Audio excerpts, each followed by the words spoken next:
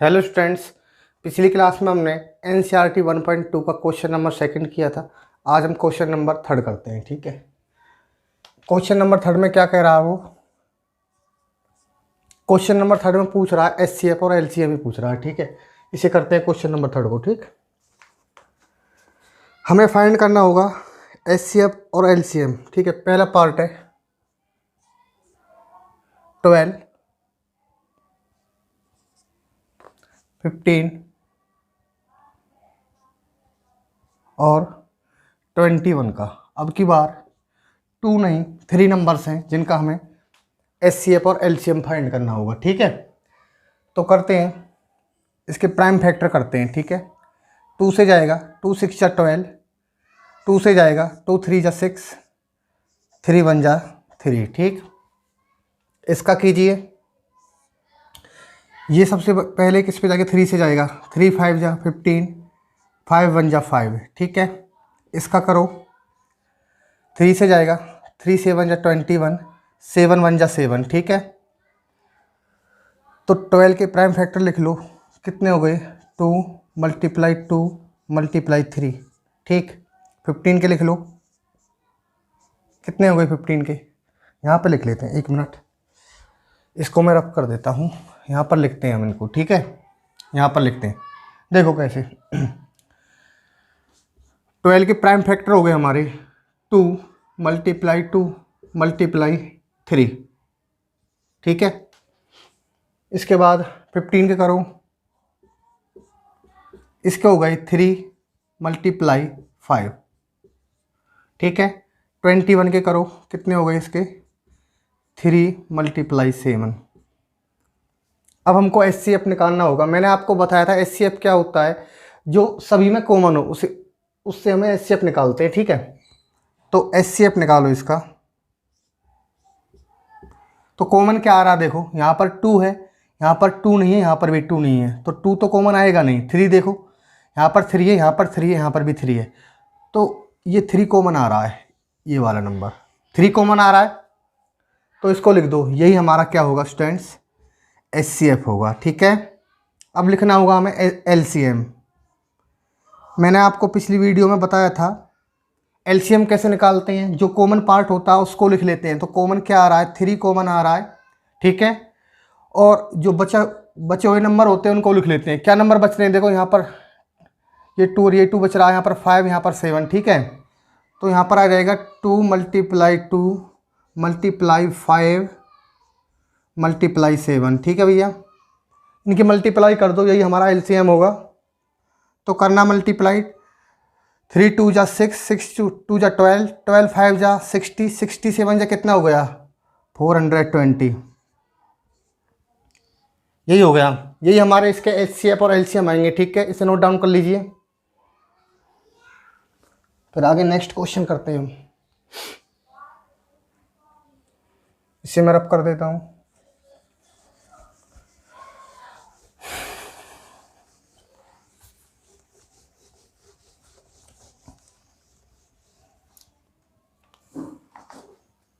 अब इसका part second करते हैं।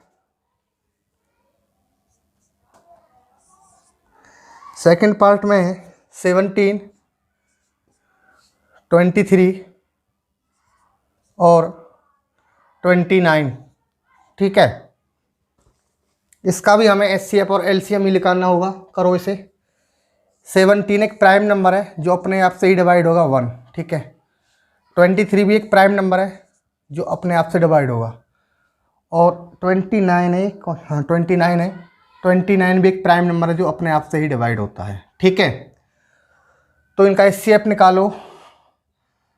तो 17 के जो प्राइम फैक्टर बन गए वो बन गए 17 × 1।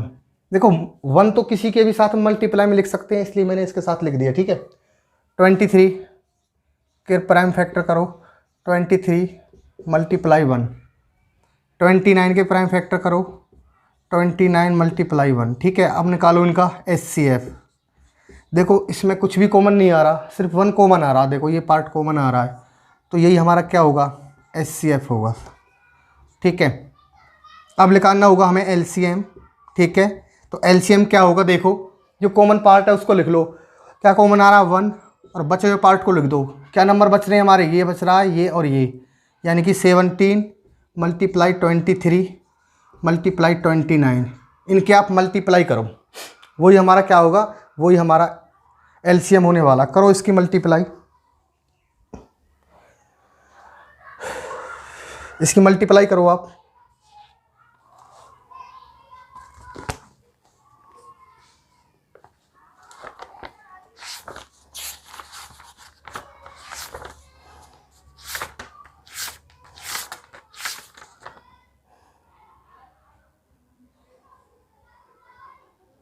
इसकी मल्टीप्लाई आ गई, करो इसे।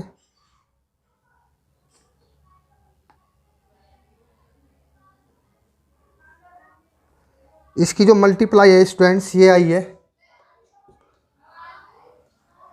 11339, ठीक है। आप कर लेना मल्टीप्लाई, ठीक है। तो यही इसका हमारा क्या हो गया, एलसीएम हो गया, ठीक है। इसे नोट डाउन कर लीजिए। तो इसका जो थर्ड पार्ट है उसको आप कर लेना। इसको मैं लिख देता हूँ, पार्ट थर्ड वो है हमारा 8, 9 और 25, ठीक है। इनका हमें एलसीएम और एचसीएफ निकालना होगा। इसे आप खुद से ट्राई करेंगे, ठीक है। इसको नोट डाउन कर लो, सेकंड पार्ट को। इसे मैं रब कर देता हूँ। इसके बाद हम नेक्स्ट क्वेश्चन करेंगे। देखो नेक्स्ट क्वेश्चन क्या है, क्वेश्चन नंबर 4 देखते हैं, ठीक है। क्वेश्चन नंबर 4 में गिवन है,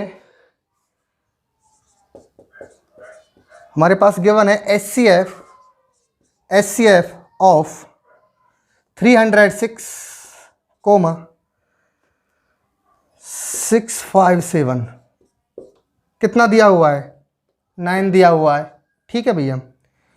हमें एलसीएम निकालना होगा, हमें इन दोनों नंबरों का एलसीएम फाइंड करना होगा, ठीक है। इसका कहने का मतलब ये है कि HCF of this and this is equal to 9, कि एचसीएफ, इन दोनों नंबरों का जो एचसीएफ है वो 9 दिया हुआ है। इन दोनों नंबरों का हमें एलसीएम फाइंड करना होगा, ठीक है। इसे कैसे करेंगे, देखो मैंने आपको बताया था कि प्रोडक्ट ऑफ टू नंबर लिखो, we know product of two number क्या होता था, एचसीएफ मल्टीप्लाई एलसीएम, ठीक है, यही तो होता था।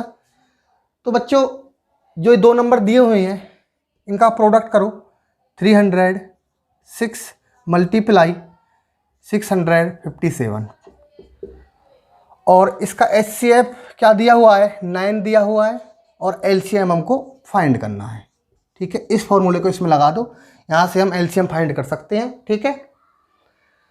अब देखो ये 9 मल्टीप्लाई में इधर जाएगा तो डिवाइड में हो जाएगा, यहाँ पर बचेगा एलसीएम। तो ये आ गया 306 मल्टीप्लाई 657 अपॉन में 9, ठीक है। इसको काट लो, ये आपका एलसीएम होगा, 9 से कट जाएगा ये, काटना, ये आ गया, यहाँ से काटो, 9 1 जा 9, 9 4 जा 28, नहीं 9 3 जा 27, 9 4 जा 36, ठीक है भैया। तो इसका जो एलसीएम आ गया हमारा, वो आ गया हमारा 34 मल्टीप्लाई 657, ठीक है। इसकी मल्टीप्लाई कर लो, 657 को 34 से मल्टीप्लाई करो, 4 7 जा 28, कैरी 2 आ गया, 4 5 जा 20 प्लस 2 22, कैरी 2, 4 6 जा 24 प्लस 2 26, 3 7 जा 21 1 कैरी 2, 3 5 जा 15 प्लस 2 कितना हो गया 17 का 7, कैरी 1 आ गया, 3 6 जा 18 प्लस 1 19, ऐड करना इनको, 8 3, ये कितना हो गया 13, कैरी 1, 11 प्लस 1 12, 2 कैरी 1 1 प्लस 1 2, तो इसका बच्चों जो एलसीएम आ गया वो हमारा आ गया 222338। ठीक है, यही हमारा इसका आंसर होगा। नोट डाउन कर लीजिए इसे भी। ठीक है,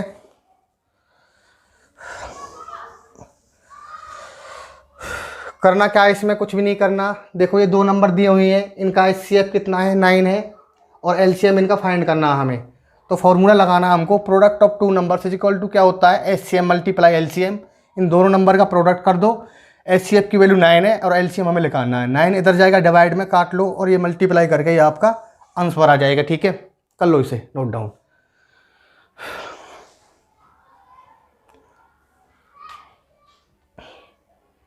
अब हम करते हैं क्वेश्चन नंबर 5। क्वेश्चन नंबर 5 देखते हैं।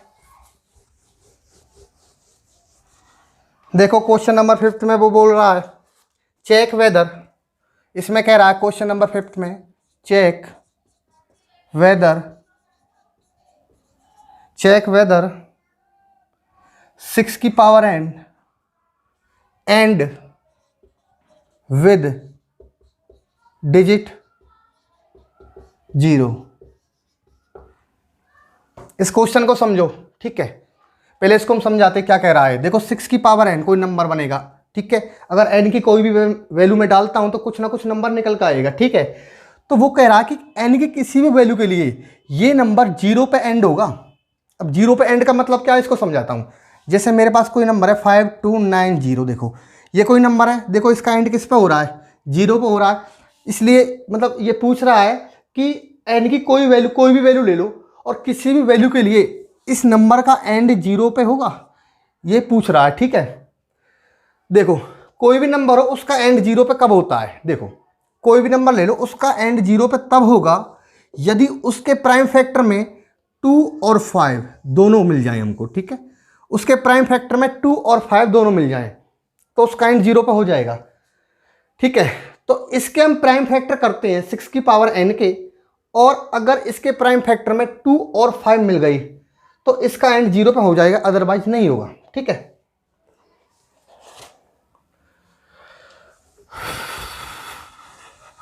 देखो सॉल्यूशन करते हैं इसका। तो आप लिख लेना कि if any number ends with zero, यानी कि किसी भी नंबर का एंड्स 0 पर होगा, कब, देन कब होगा, then it will be divide by 5 and 2। मैं इसको समझा देता हूं दोबारा आपको, मैंने क्या लिखा है। इसका कहने का मतलब ये है कि if any number and with 0, मतलब कि यदि किसी भी नंबर का एंड 0 के साथ होता है, देन तब it will be divide by 2 and 5, means 5 and 2। मतलब यदि किसी भी नंबर का एंड 0 के साथ होता है तो उसके फैक्टर में क्या आना चाहिए, 2 और 5 आना चाहिए। मीन्स वो किससे डिवाइड होना चाहिए, वो 2 और 5 से डिवाइड होना चाहिए। ठीक है, तो मैंने ये बात लिख दी बस, और कुछ नहीं। अब देखो देखते हैं प्राइम फैक्टर करते हैं इसके। प्राइम फैक्टर करो ऑफ 6 की पावर n, करो इसके प्राइम फैक्टर क्या आ गए। तो 6 के प्राइम फैक्टर हो गए 2 × 3 और पावर में क्या है बच्चा, n है। ठीक है, अब सुनो प्राइम फैक्टर हो गए। अब देखो इसमें क्या नहीं है, इसमें देखो इसके प्राइम फैक्टर में 2 आना चाहिए और 5 आना चाहिए। ध्यान रखना कोई भी नंबर है उसका एंड अगर 0 के साथ करना है आपको तो उसके प्राइम फैक्टर में 2 और 5 दोनों होने चाहिए। अब कोई भी नंबर ले लो, जैसे मैंने लिया 40, इसका एंड 0 से हो रहा है तो इसके प्राइम फैक्टर करके देख लो आप लोग। देखो करते हैं हम, जैसे 2 2 20 आ गया, ये 2 के साथ 10, 5 से आएगा 1। अब देखना इसके प्राइम फैक्टर में देखो 2 और 5 आ रहा है। ठीक है, अब कोई भी नंबर ले लो जिसका एंड 0 के साथ हो रहा है, उसके प्राइम फैक्टर में 2 और 5 आएगा ही आएगा। ठीक है, बट इसके तो प्राइम फैक्टर में 2 तो है लेकिन 5 नहीं है। ठीक है, तो इसका एंड कभी भी 0 के साथ नहीं होगा। एन की आप चाहे कोई भी वैल्यू ले लो, यहाँ पे एन की कोई भी वैल्यू आप ले सकते हो, इसके प्राइम फैक्टर में 2 और 3 ही आएगा। तो इसके प्राइम फैक्टर में 5 होना चाहिए, लेकिन 5 नहीं है, 2 तो है। तो मैं लिखूंगा 5 is not in the prime factor of 6 की power n। 5 is not in the prime factor of 6 की पावर n, कि भाई 5 इसके प्राइम फैक्टर में नहीं है, so it can not ends with 0। ये कभी भी 0 के साथ एंड, इसका एंड्स मतलब 0 के साथ नहीं हो सकता। ठीक है, इसे नोट डाउन कर लीजिए, थोड़ा एक थ्योरेटिकल क्वेश्चन है, बस ध्यान रखना है।